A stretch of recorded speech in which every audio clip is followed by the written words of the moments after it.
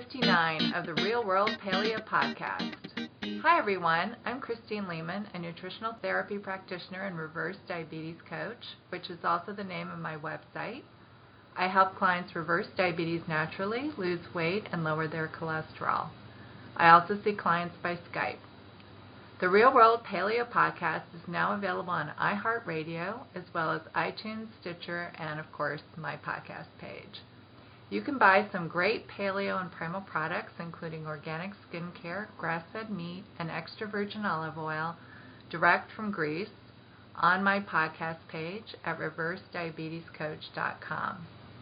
Please remember while you're listening to the show, advice and information we provide is intended to be helpful and informative, but is not a substitute for medical advice or treatment.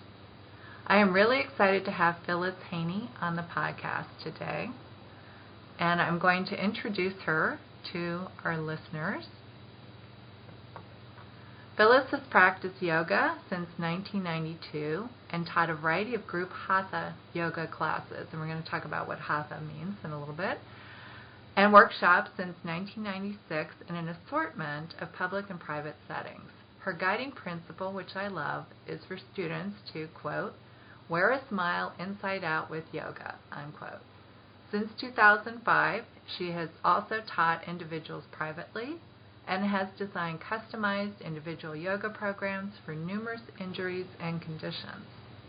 Although her yoga activities were only part-time, in addition to her primary profession as a tax attorney for the federal government, from which she is now retired, the study, practice, and dissemination of yoga is her true, I'm going to say, passion. Phyllis has been a registered yoga teacher, or E-RYT, since 2000 with Yoga Alliance, which sets training standards and maintains a registry of yoga teachers and training programs that meet those standards.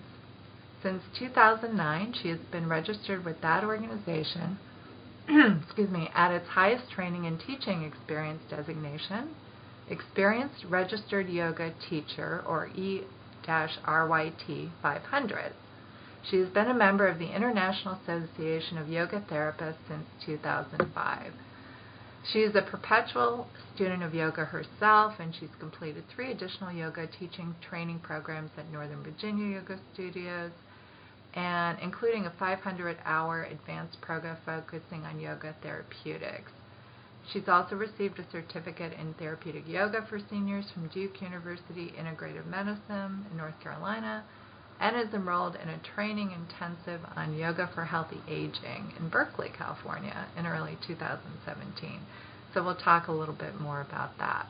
So welcome, Phyllis. Thank you. I'm happy to be here. Great. I am too. So I always am fascinated by people's journeys. So what brought you initially to practicing yoga and then wanting to become an instructor?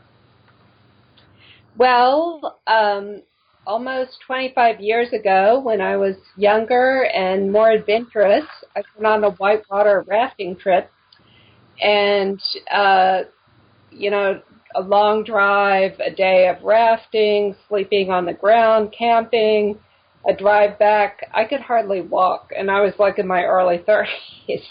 So I could hardly walk. Like by the time I got home, my back really bothered me for a long time. I honestly don't remember now if I sought medical treatment. I mean, I probably did try to just find out what was going on. I'm sure it was just an overuse injury. But one of my girlfriends from college said, hey, there's a yoga class, and this is the early 90s, so that was not that common at her gym and her health club. So I went with her, and I loved it. It was this Indian man who's taught this wonderful class. So I looked around, and it just so happened that the local recreation center where I live in Alexandria had weekly, actually twice weekly, yoga classes. So I loved it. I really got into it, had a wonderful teacher, and she is responsible for my teaching because one reason I loved it, I've never been athletic or, I was not into a lot of sports as a child. And it was something I could do with my body that felt great. It didn't matter if you were the model of what it should look like, supposedly it should look like. So I did not look like an athletic model, but it felt great, and I knew it was good for me. But I also was probably the least flexible person in her class. That was quite because I'm just naturally, we all, and this is the great thing about yoga over the years, I've come to understand, and it's so true. You really need to adapt the practices to your body, your situation, your conditions. And I am just naturally a tight person. I'm not one of the loose ligament Gumby people doing all these super flexible poses. But that's fine. In fact, I'm probably less likely to injure myself. True. When you're tighter, you're not going to pull things out of joint very easily. So anyway, I kind of resisted her. She said, I want you to get teacher training and teach my class in the summer when I'm off in Europe. And I'm like, you got to be kidding me. I'm like the least flexible person in class, because she was one of the Gumby people, and a beautiful practice. And I was shocked to find out she was in her early 60s at the time, which seemed, she looked great. So I'm like, I want to do this. I want to practice yoga. Anyway, she talked me into it, said it didn't matter, that my interest was so much more important, because it's true. I started reading every yoga book I could find. Once I started taking her classes, and which I did for 4 years before I went to the teacher training. Anyway, so that she kind of got me started on the path, and I also believe, though, that that first teacher training certificate is just the beginning of your path to seek this knowledge, because if you think you're never going to need to know anything else, you're right, and you learn a lot from your students also. Mm-hmm. Yeah, that's a very good point. It's I'm sure has evolved for you over the years. Yeah. So, we mentioned in your bio you were a tax attorney for, I assume, your main career. And I just want to say to our listeners, Phyllis and I both live in Alexandria, Virginia, which is it's a suburb of Washington, D.C., and a government town, a federal government town. And so I know, how did you balance your work, with your yoga? Well, first of all, I have to say yoga is the perfect balance with a very sedentary, potentially stressful job, because otherwise you're totally unaware of what you're doing to your body and not counteracting it. So it was a good balance. But the other thing, working for the government, it was possible to work 40-hour work weeks and not, as you also know, Washington is a very intense workaholic town. So I was very fortunate that I actually had time to pursue the yoga activities in addition to my job, because I wasn't working 60 hours a week, so. Mm-hmm. So let's talk a little bit about the history of yoga. Where and when did it originate? Well, that is, you don't know how wide open a question that is. So I'll start, I guess, what people currently think of as yoga and what is practiced today, really, in both the U.S. and India and around the world, is hatha yoga, which is basically using physical movements to control and balance the energy in your body. However, I'd like to, and that really is not, in the scheme of things, all that old. The first text on that might have been as early as 500 CE, but, the more important ones really were in 1400, and, so really pretty recent. But before all that, classical yoga, where a lot of the philosophy comes from, is much older, starting maybe in 100 Common Era. but a lot of the philosophy is based on the Vedas, which are truly ancient texts, spiritual texts in India, which are closer to like 7,000, 9,000 years old. They're from like 700 before the Common Era. So that, because you hear a lot of statements sometimes like, oh, yoga is this ancient practice. Well, that they weren't talking about hatha yoga. Mm-hmm. In fact, they were talking about meditation, and the main philosophy behind it is, and I know you have some Buddhist background, so this will probably resonate. In fact, a lot of the philosophical positions came in response to Buddhism. That's when they started really formulating what the philosophies were and what the main tenets were, more like, again, about 100. It's dualistic, meaning everyone is composed of two parts, matter, everyone and everything in the universe, so people and everything else. There's matter, so your physical body, and there's spirit, which is what can liberate you. So this yoga, which means union, I guess I should have started with that point, but the union they're talking about is uniting with your spirit, so that you're released from the bondage of your physical body, because that is what causes suffering. So that's kind of the main philosophical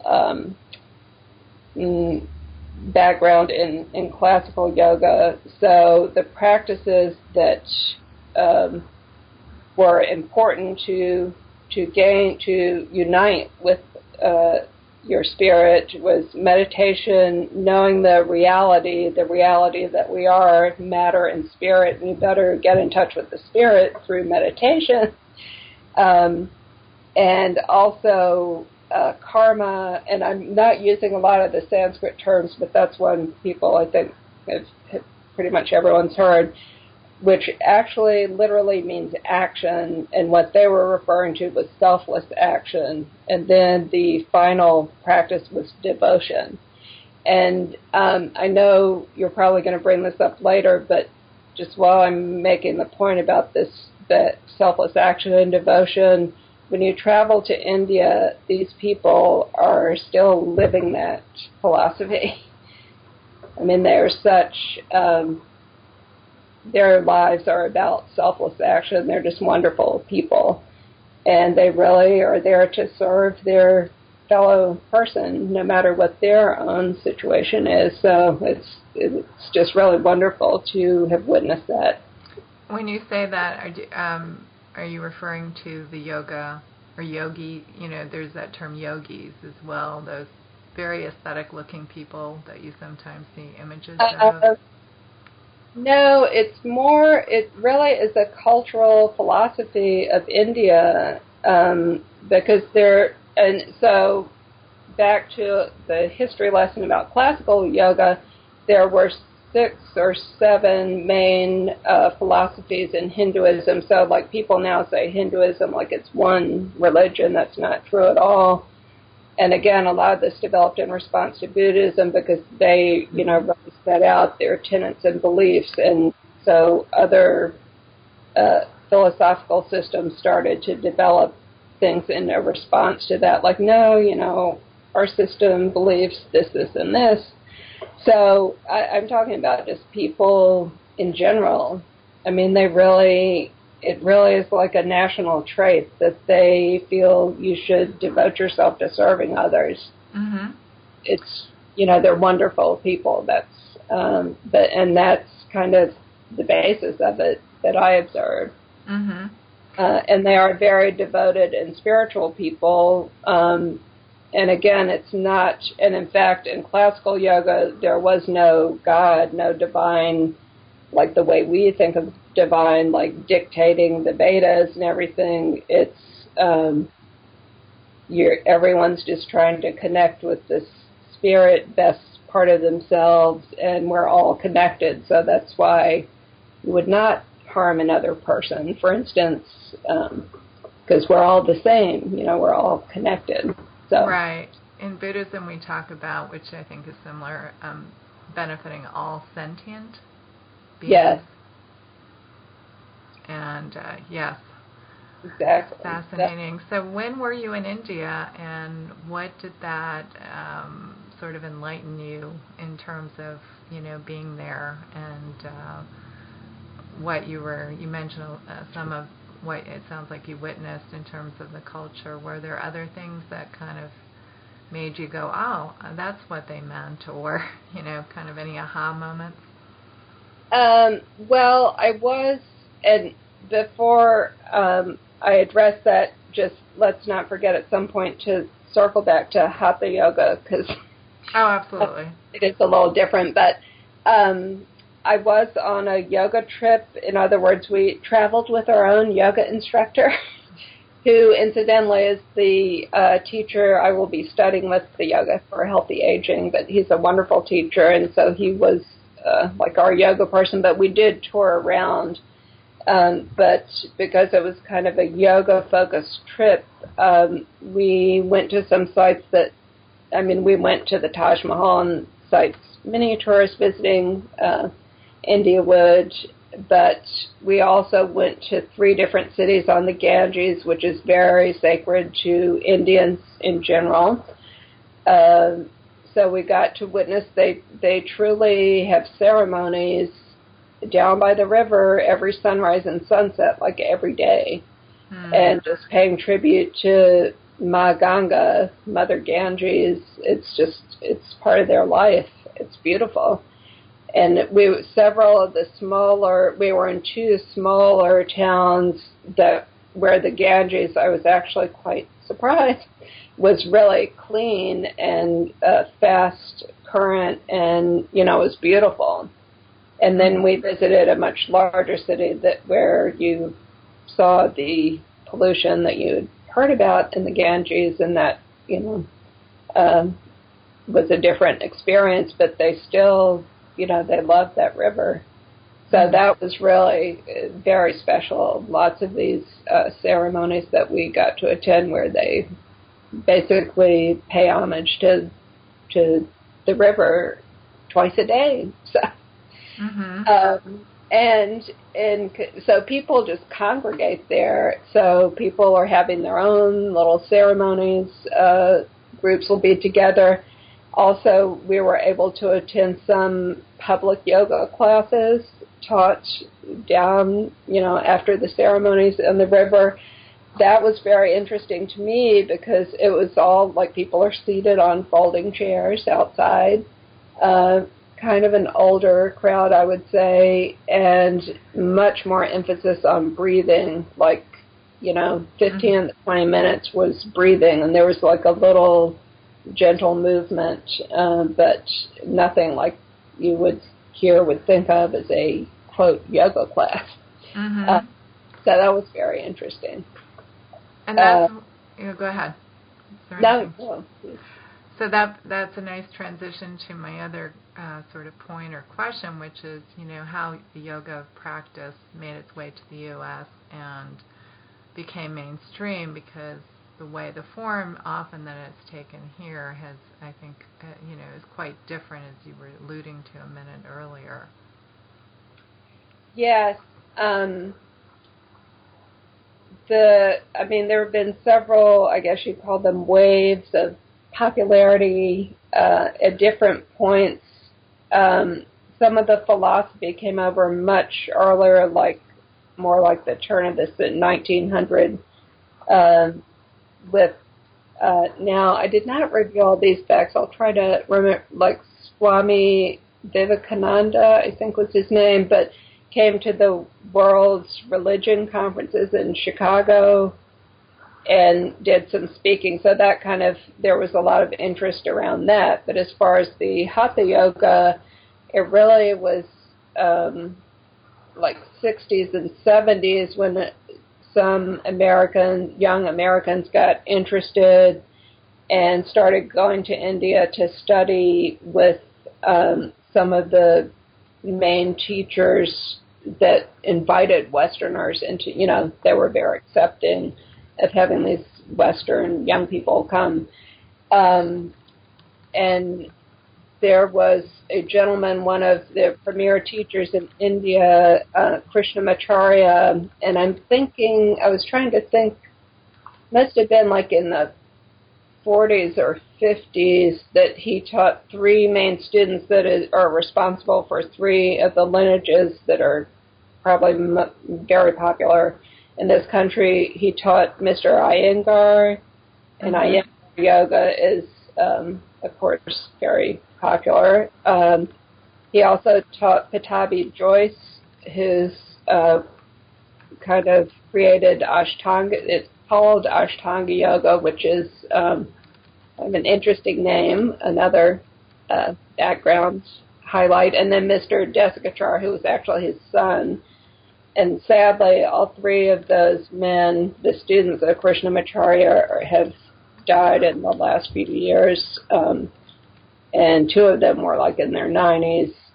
Mr. Desikachar was like not quite 80, I think. But so these people would see, not just Americans, but foreign students, Europeans, Americans, who then went back home and started teaching it.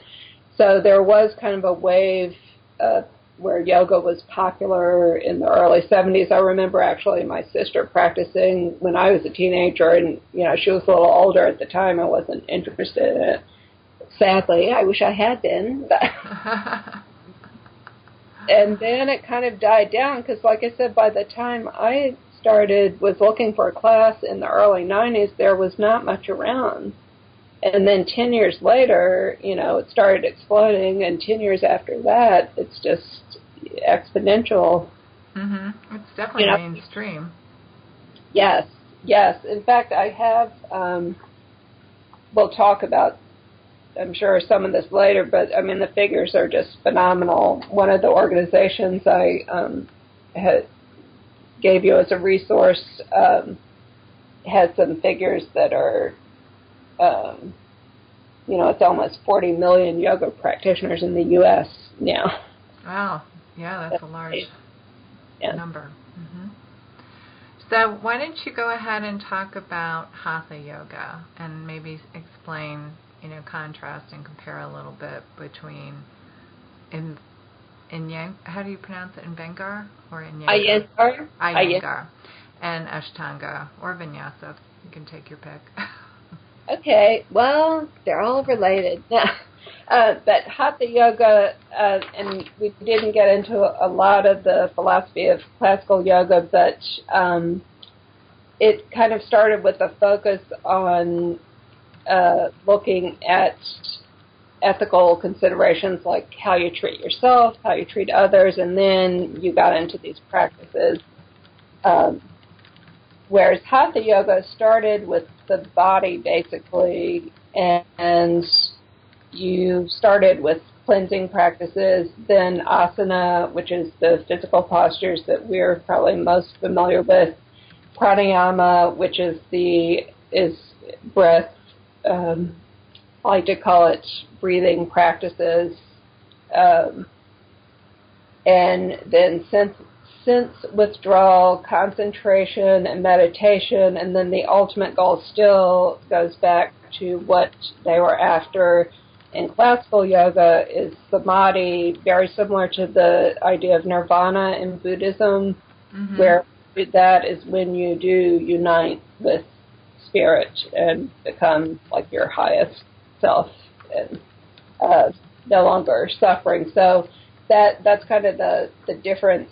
And, they kind of start with the body because the hatha yogis believed you could get this liberation even in your physical body. You didn't have to wait. You could meditate and follow these other practices, and it could happen in your lifetime. So from that, so this different styles really is a fairly recent, in the scheme of things, phenomenon. Hatha is the most generic description, and I like to say, because people always say, what style do you teach? Well, basic hatha, because it does involve both the physical postures, breathing, or I should say all three of the physical postures, breathing, and some type of mental concentration or meditation. And so the way I like to think of it is relaxation. If you've ever taken a yoga class, there should be a relaxation at the end. I think that's all on a continuum with concentration and meditation, and that's kind of a good starting point. Mm-hmm. So it has those elements. You might, it's usually distinct poses, not linked together in a flow, which is vinyasa means flow. Mm-hmm. So you hear those styles, which tend to be maybe a little more athletic, where there's constant movement. Ashtanga yoga, the Patabi Joyce system is very vigorous and more athletic and constant movement. Iyengar is kind of known for attention to detail, like you hold the poses a long time, the physical poses, the asana, and really pay attention to like lifting your kneecaps and, aligning, they're very, very specific instructions. And they are also known for use of a lot of props like straps and blocks and blankets. And frankly, the idea is so you can get your body into the appropriate alignment, even if the body as it is right now will not do that without assistance. So you use these blocks and straps and things to get yourself into the shape of the pose. And now, which frankly, Vini Yoga is the style which may be not as well known by that name, but that Mr. Deskachar, where it is very focused on the individual. I mean, you basically see people one-on-one. That was the style I was mostly trained in for my yoga therapeutics, that you just look at the individual and pick the most appropriate tools of yoga, because there are so many helpful practices and tools in yoga. You just adapt the things that would be most appropriate to whatever's going on with this individual person, which sounds like something you would totally relate to with your practice. Yeah. And others, I don't know how many you want me. Let's do a few more. I will just generically say hot yoga or Bikram yoga is like the trademark name. He did not succeed in trademarking all hot yoga, but you do poses in a very heated room. The idea being, and it's always the same. They're the same sequence, the same poses. It doesn't vary. And the idea is you're releasing toxins because obviously you're sweating a lot in a 105-degree room. And you can also get more deeply into the poses because it really heats up your, your musculature and the connective tissues. And I have to say I have become more enamored of these next two styles as I've gotten older. Yin yoga and restorative yoga, which are similar, but there is a distinction, I think, but it's basically you hold the poses a very long time, but in a very supported way, so like you're on a pile of blankets, so you can just allow joints and connective tissue to release, and you hold poses for like 5 to 10 minutes.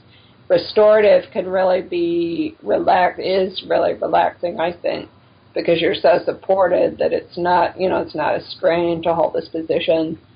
Same thing with yin, although I think their basic philosophy is maybe not to use as many props, but the teachers I've practiced with have, which is great. So, is one of your props an exercise ball, an inflated ball that supports you? What do you think of that? Not traditional. Well, none of these things traditionally would be. Right. But not so much. More like, I I mean, depending on how you were using it, but you have to have a fair amount of tension in your muscles or have the muscles activated to, like, hold your position if you're on something unstable like a ball. So it would be more like rolled up blankets to put a big roll, like, under your shoulder blades to open your chest up, that kind of thing. Mm-hmm. So it's like you're doing a back bend, but it's totally supported. You're not having to work to open the front of the body. Mm-hmm. Yeah, the only time, I find, and I do accommodate, I don't use it just for yoga, I do, but I find that there's actually, if you drape your body over the ball, and so the ball is really in your middle of your back, or along your lower, upper body to maybe about where your tailbone is, that does open your chest a bit. So for that, it's more for stretching, I think, than real yoga. And I agree with you that to get the real benefits, it's better without the ball.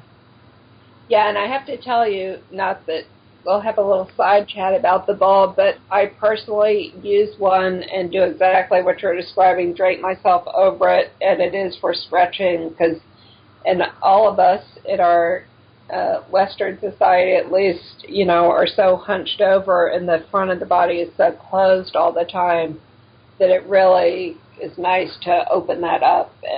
But I feel like I'm kind of working to, it's like an active stretch. I'm not totally relaxed. Mm-hmm. Yeah, interesting. So some of the other common yoga poses are like sun, or would fall under vinyasa. Correct me if I'm wrong, but like the sun salutation. That one is often, I believe, used to warm up the body.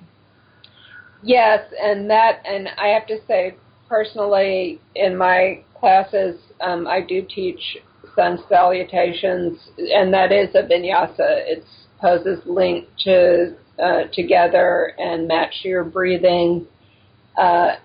But you can also do very gentle movements, which is more the Vinyasa style that's matched to your breathing, because vinyasa really just means matching the movement to your breathing. And it is, the movements are connected together, but it can be much more simple than, say, a sun salutation. So that, for instance, is you get a lot of the forward and backward bending movement, and kind of the main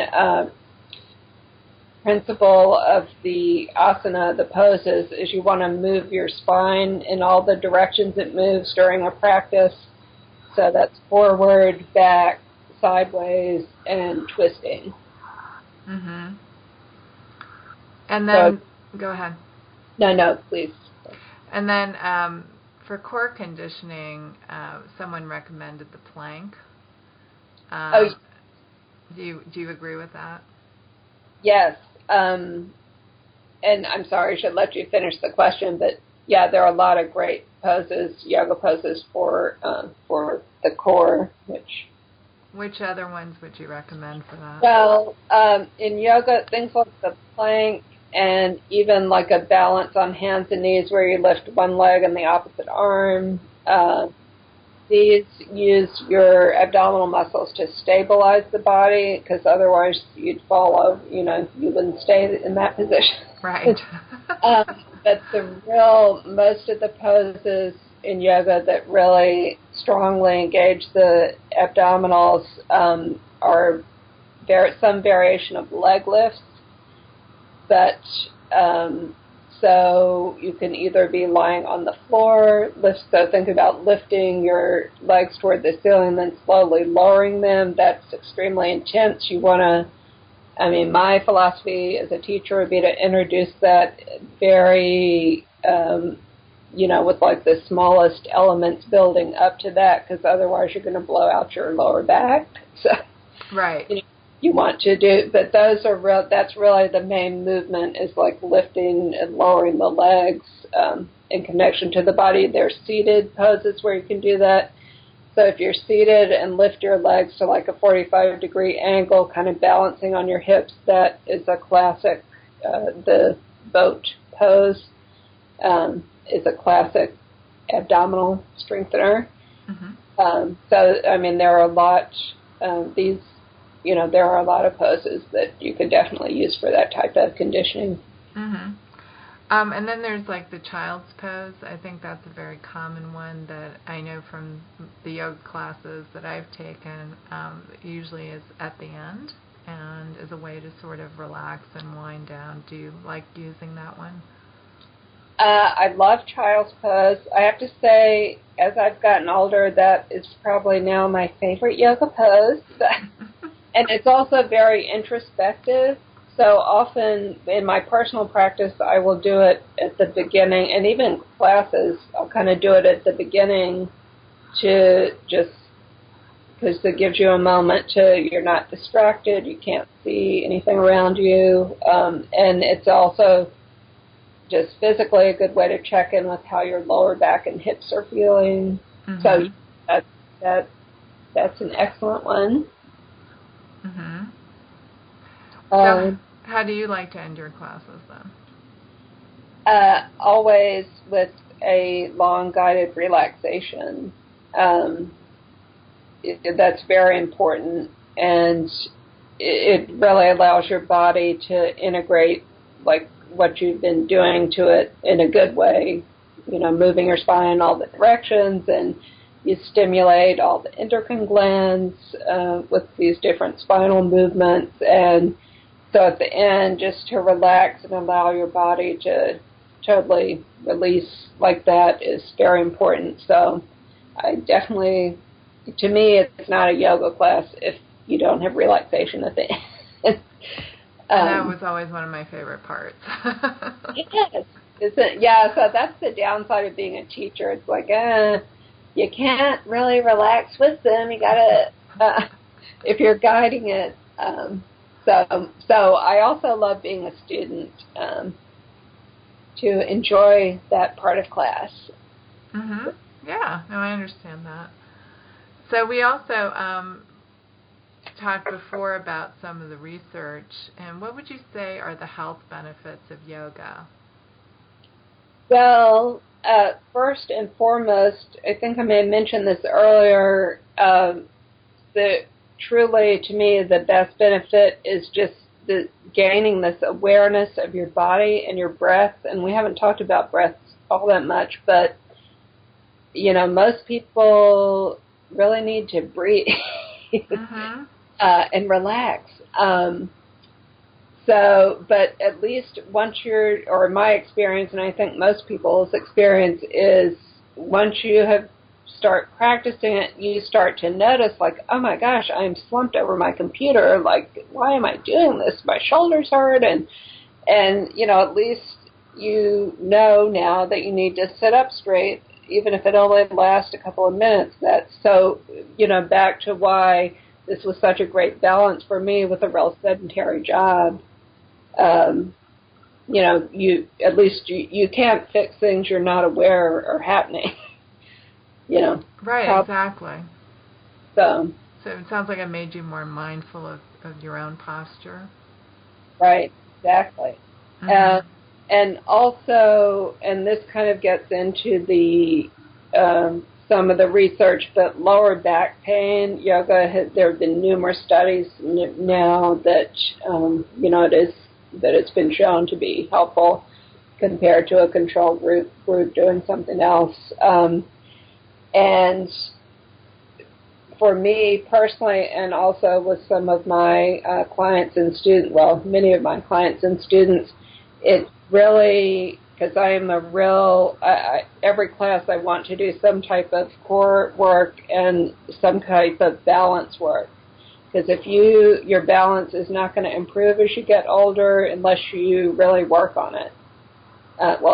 You're going to be in trouble if you don't work on your balance. Because once you start falling when you're older, excuse me, it's going to keep happening. And that's not a good situation. So. No, that leads to a lot of broken bones. And hips, right. You hear about that with the elderly, that falls are a big problem. Exactly. And I just as an aside, this training I had, the therapeutic yoga for seniors, the scariest thing I heard all week, because they had like medical doctors come in and talk to us about different things, and it was kind of all mixed in with the yoga part of the training. The best indicator of a fall in someone, I don't remember the age, like over 65, over a certain age, I think it was 65, is whether they have had a fall in the last year. So in other words, once you start falling, it is going to keep happening, and you're in trouble. So, so balance is a big benefit if you're willing to work at it. So, yeah, that makes sense. And there's also some yoga research for various conditions. Did you have a chance to kind of look at that as well? Again, the resources I sent, some of which have a lot of different categories, which is great.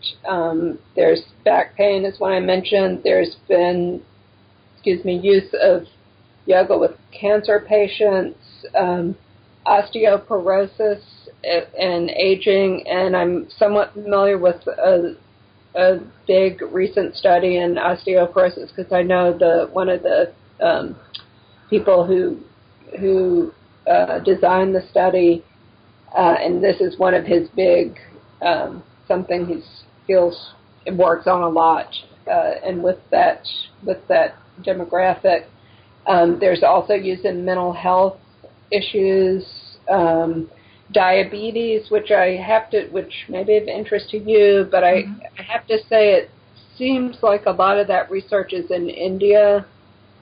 Okay. I just haven't, yeah. And they do a lot of yoga research on using yoga for different conditions over there. Hypertension, I know I have a whole book from some Indian doctor on using yoga for hypertension and specific practices. So there's, pretty much anything you can think of, which is wonderful. That is another huge change, like in the last 10 years, that now they're finally doing the research. Right, absolutely, and that is being done by the NIH National Center for Complementary and Integrative Health, or NCAM. It used to be NCAM, now it's NCCIH. And I know just personally that when I started meditating, that also reduced my, hypertension, if you will, blood pressure. So I think I'm curious to know, if they're looking at meditative aspects of yoga at all.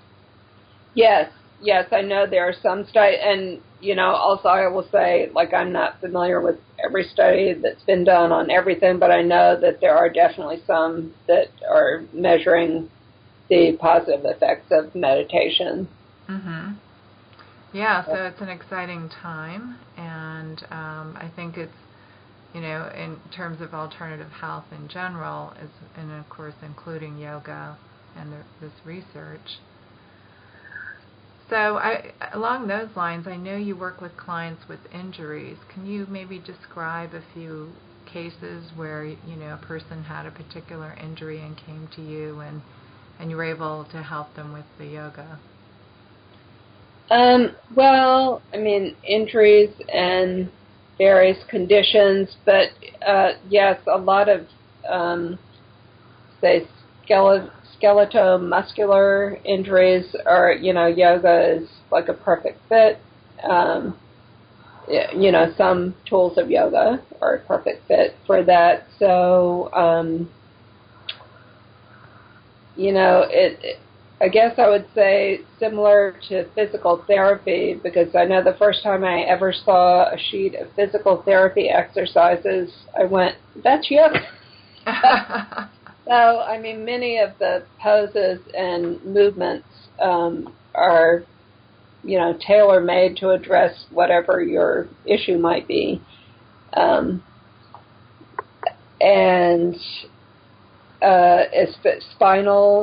Spinal type issues, scoliosis, there's actually a lot you can do to kind of normalize the sides. Obviously you're not going to change the structure, but you can adapt the poses so you're opening up the more closed side of the ribs on one side, and kind of trying to get the other ribs closer together that are more opened up.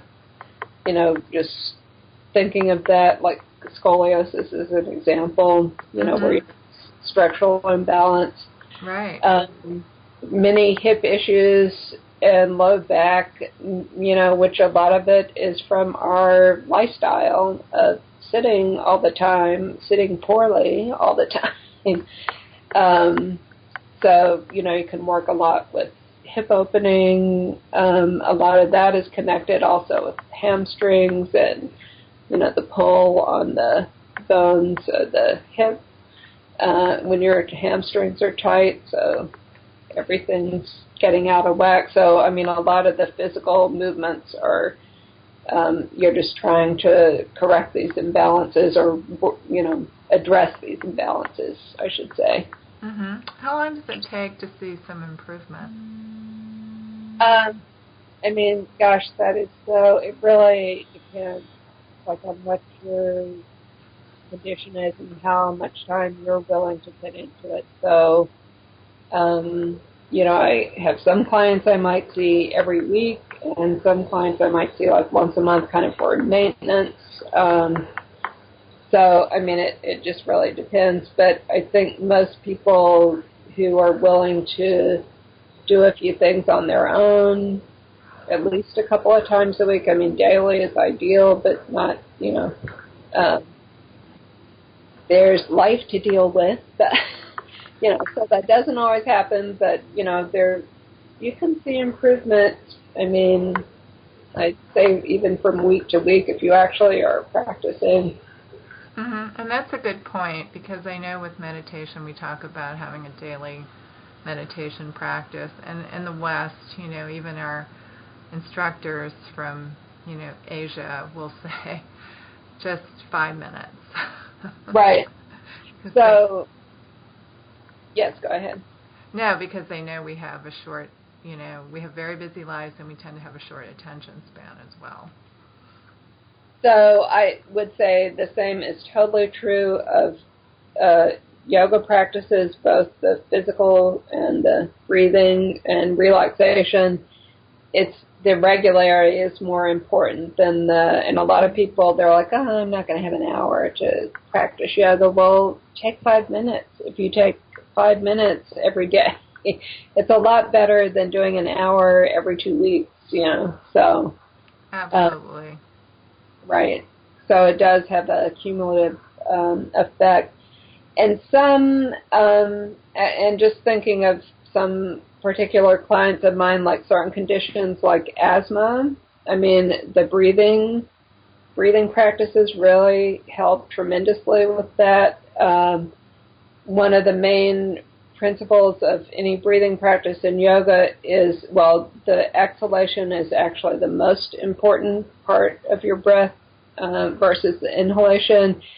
And a lot of people with asthma, it's now thought that they're just not exhaling fully. So they're kind of like constantly hyperventilating.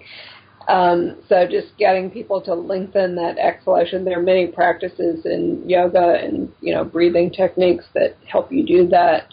But that actually is a good habit to get into. And if you think of it, it makes sense too, because if you don't exhale completely, you just don't have room to take a nice deep inhalation. So I've had people with asthma and allergies where the breathing really, really helped. So that's one condition I can think of. But I think it's just helpful to, because again, because of this body and breath awareness, like you realize, like, hey, I've been holding my breath or hunching my shoulders or whatever you're doing, and you at least know how to address that. Well, the other thing that I've noticed, because I try to pay attention to my breath, that is also a focus in learning how to meditate and maintaining a practice. They usually recommend starting with the breath. And is that also, if I really take a deep breath, it also tends to pull in my tummy muscles, my abdomen. So there just seems to be, that's just one of many benefits to breathing more deeply as opposed to that more shallow breathing I think you're referring to that most people tend to do. Yes, exactly. And in fact, the point you're making gets right back to the importance of the exhalation. So you take a deep inhalation, everything expands. If you really exhale forcefully, you're drawing those abdominal muscles in. That's often the way I start doing abdominal work, is like forceful exhalations.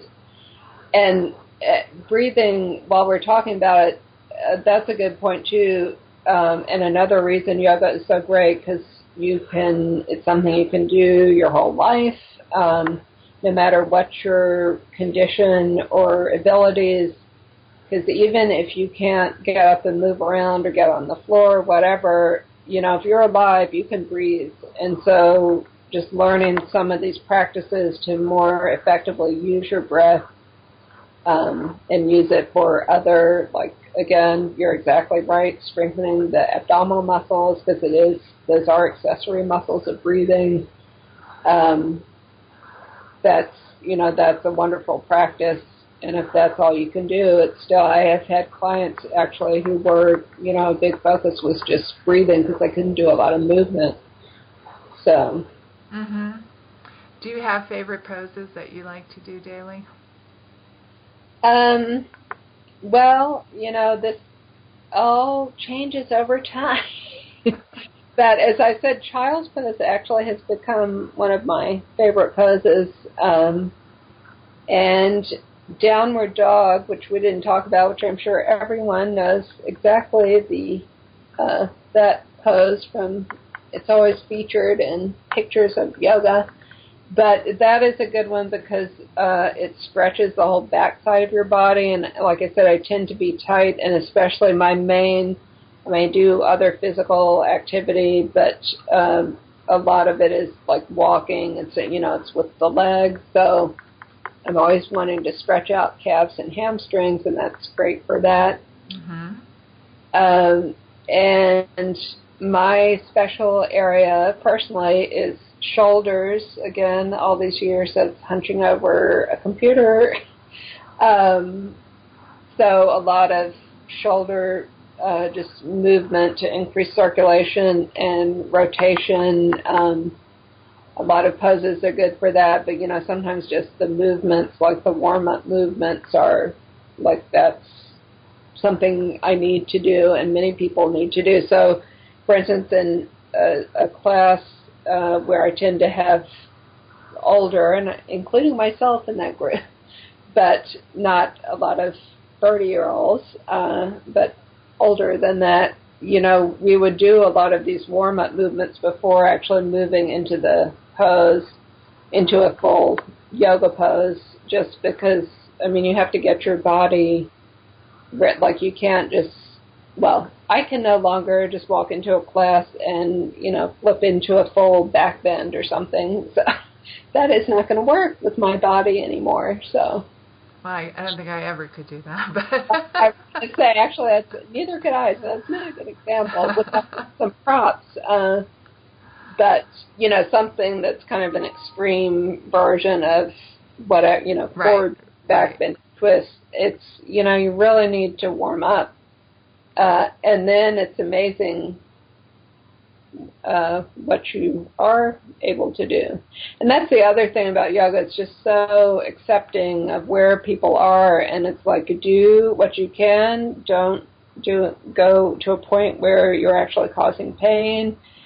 If something is not working for you, we'll find another way to do it, or you'll just relax and rest during that time, I'm so glad you brought that up, because a friend of mine was quite type A, and she would kind of force it almost, to force a pose just to go along with what she felt the instructor wanted, which turned out not to be the case. The instructor actually said, you don't have to do that. Right. No, and it's people, in fact, there's been kind of not quite a controversy in the yoga world, but a lot of press on how you can really hurt yourself doing yoga, and there's some people that are on a mission to say, like, how horrible it is, all these injuries that are being caused, but, it's the practitioners. I'm sorry, unless you really don't have a teacher who understands how this all should work, it's up to the person to listen to their own body, and that's very difficult for a lot of people. I mean, they want to be doing what the picture looks like, Mm-hmm. And I think in that way, actually, I think a lot of my students and clients do relate to me, because I'm not one of the Gumby people. I'm not just going to drop into a split or something. Right. And in fact, sometimes I'm telling them to continue on if it's easy for them to do something like that I can't do, that my body is not able to do. So, mm-hmm. It's all good, but only if you're really listening to your body. Mm-hmm. No, I think that's so important. One of the things that I enjoy is combining my walk on, Phyllis, you probably know what I'm talking about, but because you live in the area, but Dyke Marsh, which is a really lovely trail that borders the Potomac at the end.